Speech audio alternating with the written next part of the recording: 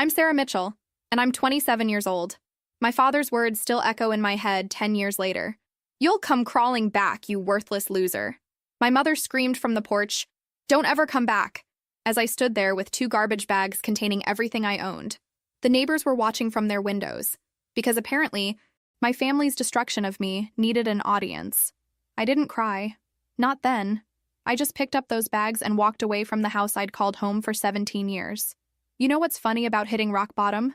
At least you know you can't fall any further. Where are you watching from today? Drop your location in the comments below, and hit that like and subscribe button if you've ever felt completely abandoned by the people who were supposed to love you unconditionally. You'll definitely want to stick around for what happened next. Let me back up and tell you how I got to that moment. It wasn't one big fight.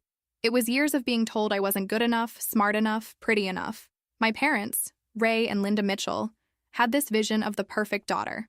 Problem was, I wasn't her. My grades were decent but not spectacular. I wasn't interested in beauty pageants like my cousin Jessica.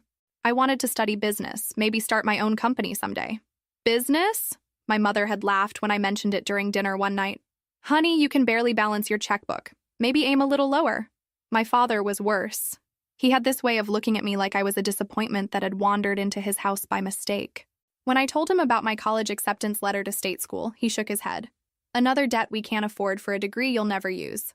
Find yourself a nice boy to marry instead. The final straw came when I got my first job at 17, working weekends at a local diner. I was so proud.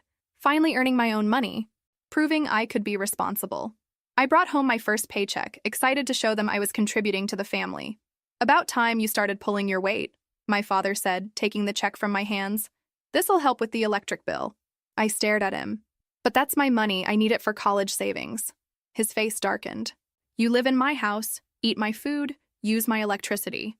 Nothing here belongs to you, including that attitude. That night I heard them talking in the kitchen.